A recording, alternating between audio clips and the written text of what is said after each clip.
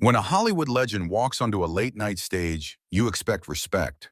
But what happens when the host decides to tear down a legacy for laughs?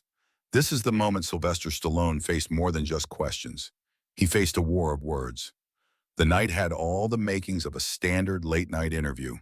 The lights were low, the crowd buzzing, the jazz band wrapping up its intro as Jimmy Kimmel took the stage with his signature grin. "Tonight we have a very special guest," Jimmy said. "The man who made mumbling an art form. Rocky himself, Sylvester Stallone." The audience erupted in applause as Stallone appeared, his presence still magnetic despite the years.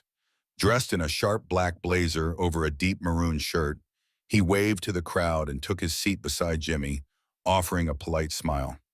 "It's good to be here," Stallone said, voice gravelly as ever. "Good to have you, Sly," Jimmy said, leaning forward. I was told you'd be bringing wisdom, experience, a few unintelligible syllables, and maybe a protein shake." The audience laughed politely. Stallone chuckled, but his eyes narrowed slightly. "Well, I left the protein shake backstage," Stallone replied. "Didn't want to outshine your green juice," Jimmy smirked. "Touché. So let's talk about your new movie, another action flick? Or did you finally decide to make something with plot?" Stallone kept his expression neutral. "It's a story about redemption. A veteran confronting the ghosts of his past. Something that speaks to real-world pain." "Deep," Jimmy said with mock awe. "And here I thought it was just another reason to flex those biceps on screen." The crowd tittered. Stallone didn't laugh. "Sometimes pain needs muscle," he replied evenly. "Not to show off, but to carry the weight." The temperature dropped slightly. Jimmy looked amused. "Wow, that's poetic. Did Rambo teach you that, or was it Rocky?" Stallone leaned back.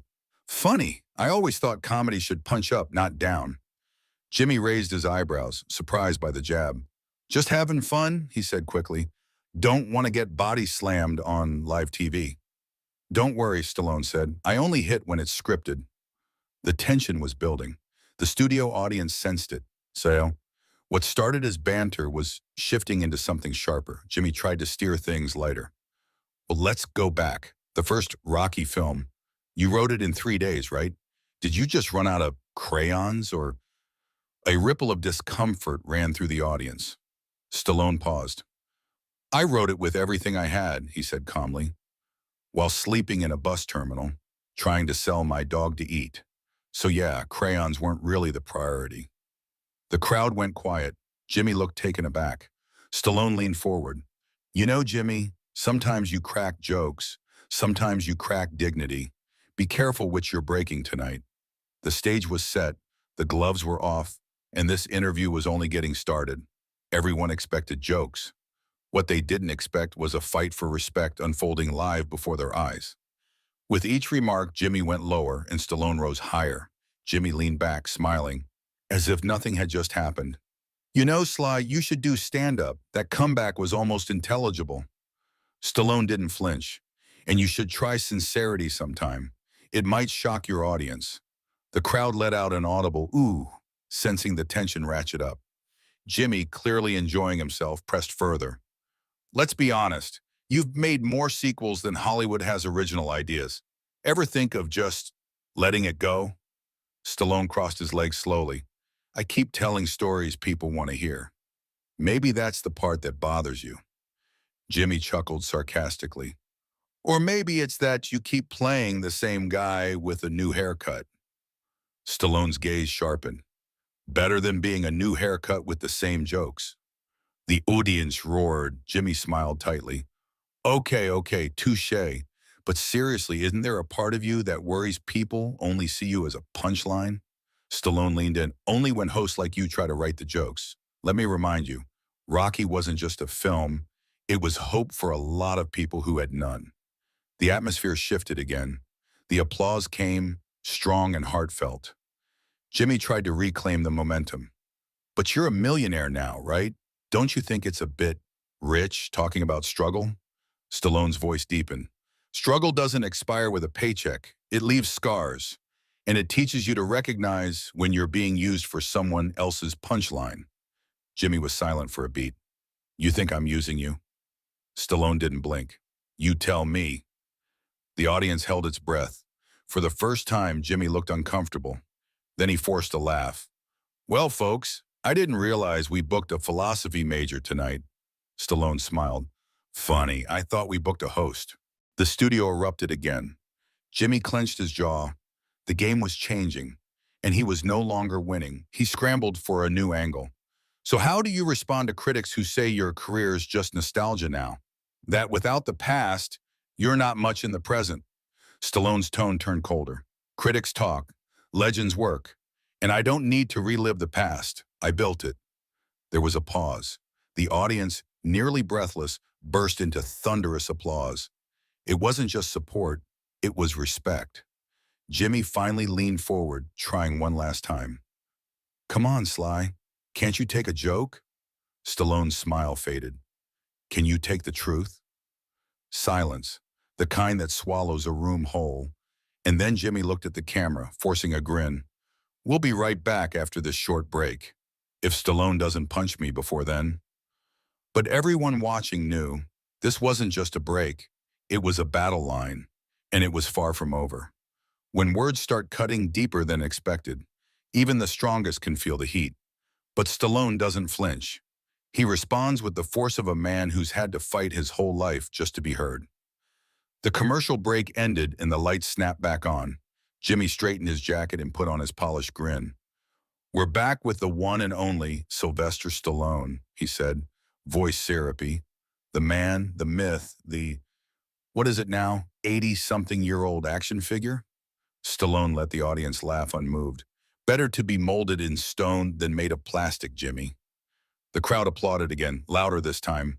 There was a shift in the studio, a divide, Jimmy noticed. Well, I have to say, Jimmy said, pretending not to feel it, your fans are loyal, almost aggressively so, like they think you're still that scrappy underdog from Philly. I am, Stallone said simply. I just wear better shoes now. Jimmy scoffed. But come on, Sly. Haven't we moved past the whole underdog thing? Isn't it time to hang up the gloves, literally and metaphorically? Stallone looked him straight in the eye. You ever tell a soldier to hang up his boots because the war makes you uncomfortable? Jimmy blinked. The air got heavy. I don't think making a Rocky IX qualifies as war. It does when you're fighting cynicism, apathy, and the belief that people like me can't still inspire. The audience burst into applause. Stallone's voice, steady and calm, carried weight. Jimmy attempted another jab. So what you're saying is it's not ego, it's mission? No, Stallone said, it's responsibility. To remind people that you don't stop because the world tells you to. You stop when you decide you're done. Powerful words, Jimmy nodded, then added quickly, spoken like a man trying to sell a box office ticket. Stallone's eyes hardened.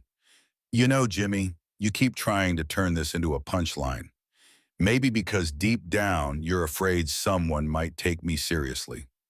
The crowd erupted. Jimmy sat back, visibly rattled now. You want to know what scares me, Sly? Jimmy said, feigning calm. It's that people think your on-screen persona is who you are, that Rocky is real. Stallone leaned forward slowly. Rocky is real, not just because I wrote him, but because millions of people saw themselves in him. He's a mirror, Jimmy, something you clearly avoid looking into. The silence that followed wasn't awkward. It was electric. The tension had crystallized, and everyone knew it was going to explode. There's a point when even the most composed man decides enough is enough. And when Sylvester Stallone stood up, the entire world watched. The air was leaden when Jimmy leaned back and said, So, Sly, what's next? A line of anti-aging supplements? Maybe a reality show? Keeping up with the comebacks? The audience chuckled weakly, but there was hesitation now. They felt it. The moment had changed. Stallone exhaled slowly. You know, Jimmy, it's funny. You sit in that chair and poke fun like it's armor. But at some point, the jokes stop being clever and start becoming noise. Jimmy shrugged. It's just TV, man. You know that. Stallone's voice dropped. Maybe that's the problem. You treat everything like a punchline, even the people who came here with a story worth telling. A hush swept through the room. Jimmy chuckled nervously. Don't be so sensitive, Sly. You've taken real punches. Surely you can take a few words? Stallone stood up. The movement was calm, slow, deliberate. The audience gasped. "I've taken enough," he said, "and I've given enough to this industry, to this audience, to the spirit of what real storytelling is about." Jimmy stood too, trying to control the optics. "Hey, where are you going? We're not done." Stallone turned to the crowd. "But I am." The audience was silent, then applause erupted. Not out of shock, out of solidarity. Jimmy tried to laugh it off. "Don't worry, folks. Next week we'll have someone with a sense of humor." Stallone paused at the edge of the stage. "Next week, try having someone with a soul." He began to walk off, but just before he disappeared behind the curtain, he turned back one last time. His eyes scanned the studio, those years of battles, comebacks, and quiet dignity rising behind his gaze. "You know," he said slowly, "I've spent a lifetime building characters who fight for something. Maybe it's time late night did the same." The camera tried to follow him, but the image cut awkwardly to Jimmy, left blinking, unsure how to recover. Backstage, a camera crew caught Stallone as he walked past stunned crew members. Several clapped. Others nodded. One young intern whispered, "Thank you." Twitter erupted. Hashtags like #respect, Stallone and #late night gone wrong began trending worldwide. Memes flooded the web. A still of Stallone standing proud as the caption read, "Strength isn't loud, it's dignified." The segment was replayed endlessly on news outlets, dissected by pundits and praised by fans. Even celebrities chimed in, actors, directors, athletes, offering their admiration. Stallone hadn't just walked out of a studio, he had walked into history. What started as just another late-night appearance turned into a moment of raw confrontation, one that exposed not just egos, but values. Stallone didn't storm out in anger. He walked out in dignity, and the audience, both in the studio and across the globe, knew they had just witnessed something real. Who was right? Who went too far? Let us know in the comments. And if you want more stories that pull back the curtain on celebrity moments the world can't stop talking about, subscribe now. This wasn't just another talk show episode. This was a turning point.